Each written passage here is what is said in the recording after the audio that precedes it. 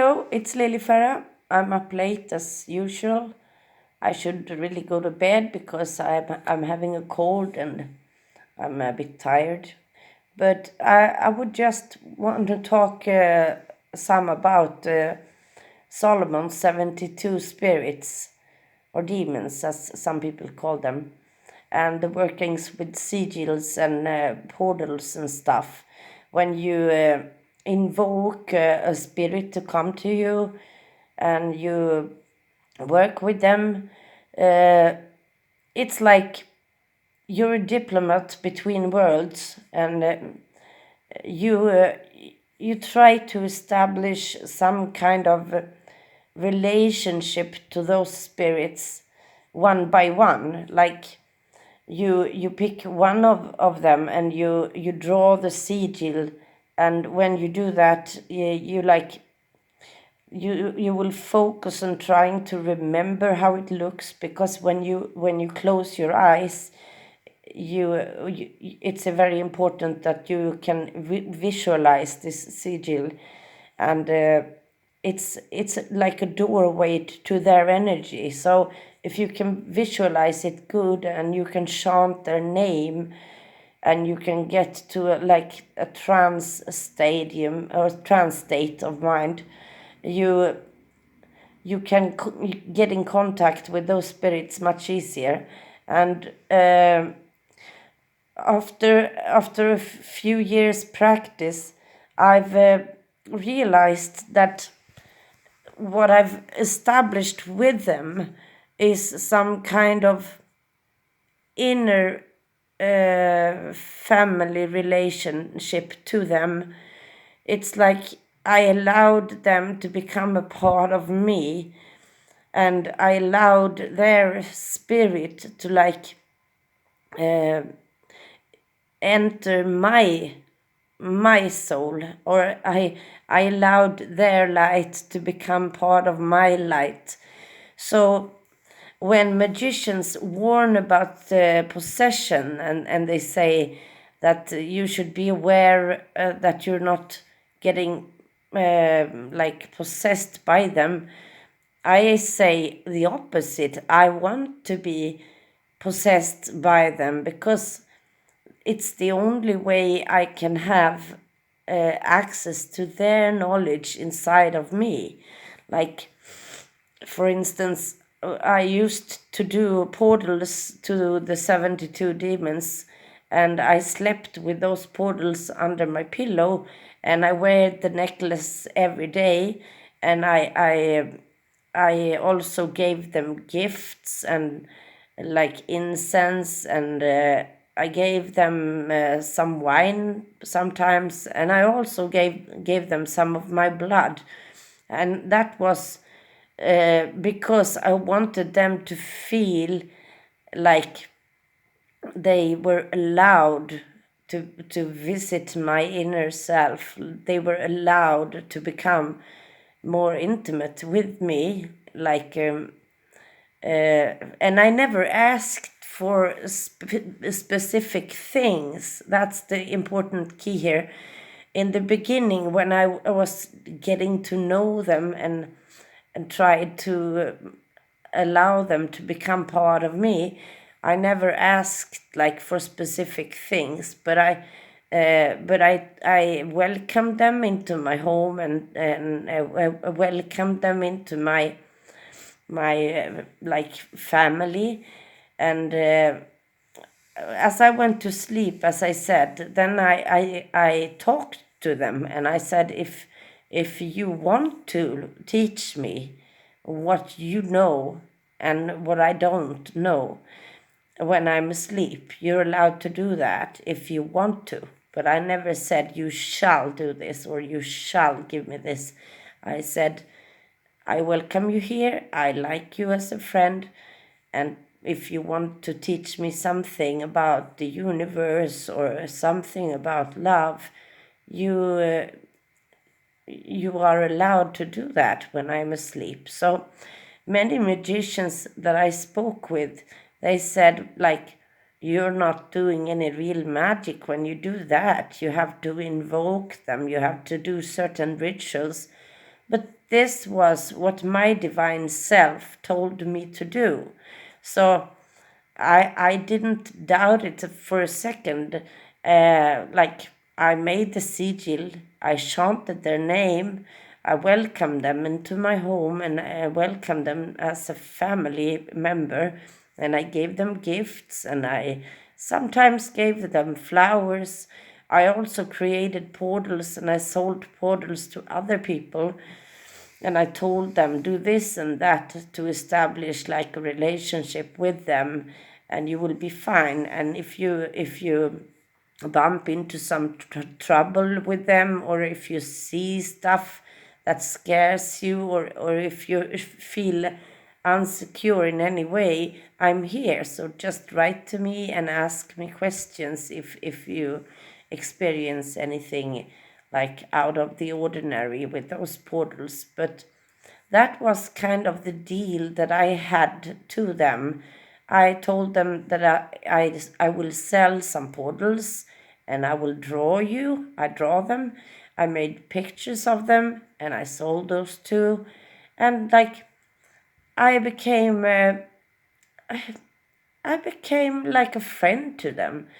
And now in my life, I can feel like their interaction physically, like, or spiritually. I can feel if somebody asks me something, could you perform a spell or a curse or anything like that, then I sometimes tell that person that, well, I can talk to them, and I can make them an offer. I could say, I will bring you some wine and a candle in a proper color, and I will give you this and that. And hey, this friend I have a problem, and if you want to help her with that, you're welcome. And do it the best way you can. And like, if you like me, you should like my friends. So I gave them, I didn't give them so much strict rules. And I never felt I had to either, because I felt secure that they would do stuff for me in a proper way, because I was treating them with respect. So if you treat them with respect, most of them treat you with respect back. Then I cannot say that all of them are the same, because, well, some of them have made me offers that I cannot, like, that I couldn't take. But if they gave me offers that I felt was wrong for me, then I backed off in a proper manner, and I told them, well, I have to think about this, or maybe I will fix this myself, and thanks anyway. It's like I established a relationship with them. And well, possessed, yeah, maybe up to some point I am, but I have also reached a very high vibrational level, and I have a very good contact to my divine self, and she is very far up in a vibrational level. So even if I allow myself to grow in my plasma, like getting possessed by other spirits, and allow them to use my body and myself, like some of the times, and or all the time, maybe some of them all the time, and some of them from time to time. But it's quite okay, because my divine self doesn't allow those spirits to take over. It's like, you can be here, but you cannot take her over. You cannot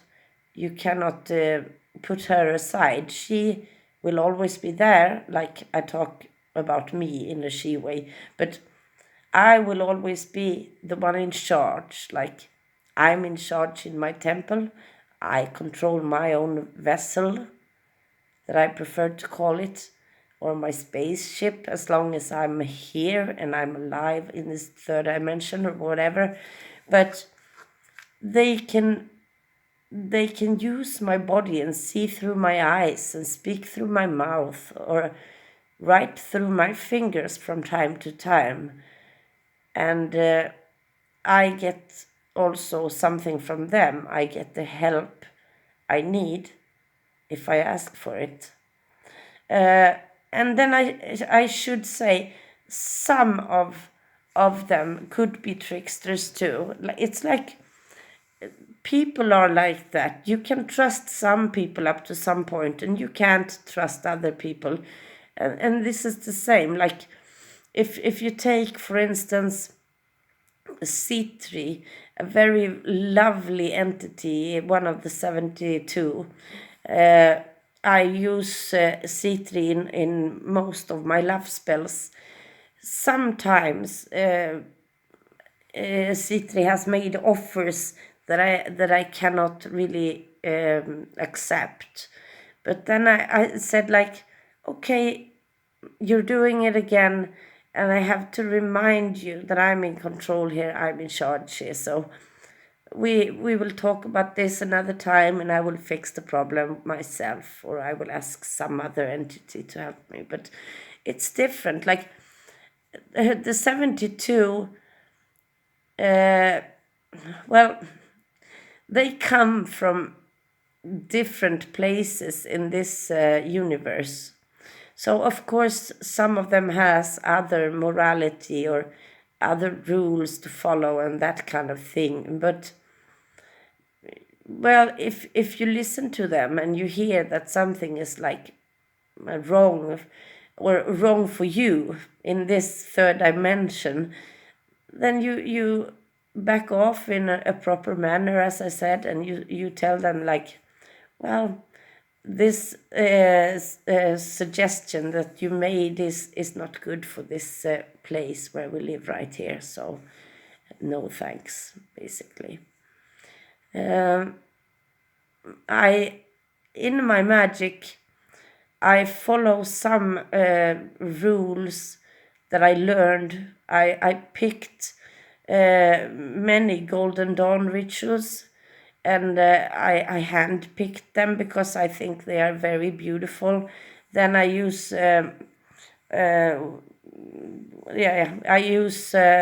Goethic rituals and magic, and well, I handpicked my rituals because I thought they were beautiful, and I knew that many people have used them. So what do I want to say with that? Like, there is a ground rule in magic that if a prayer has been prayed numerous times by many people, it's a very strong prayer. Like, and if a ritual has been performed by very many magicians, it has a strength by its own. So yes, I wrote some myself that I use, and they have some strength because I used them for like 10 years or so. But they can never be as strong as a ritual that have been performed by many, many people in many, many years. So you should think about that when you perform magic. Pick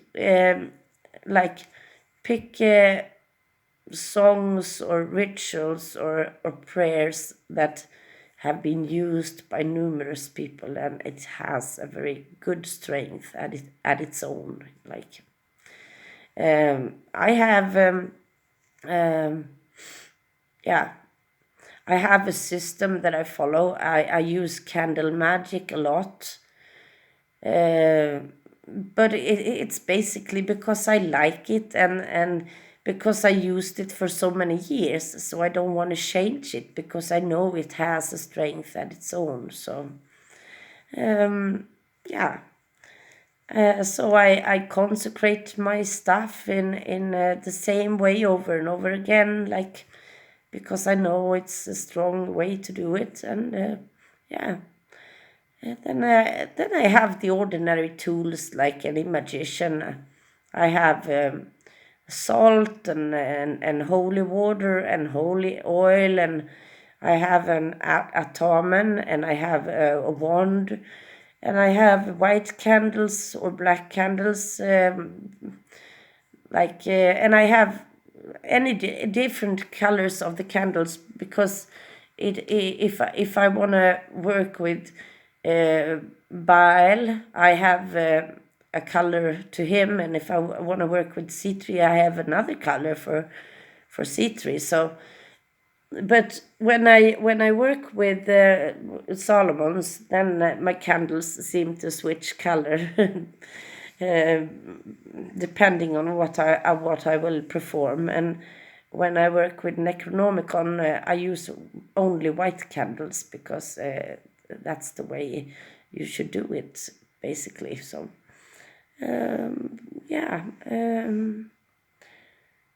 I talk about magic here, and one of the things that I really want to say here is that there are very many magicians out today.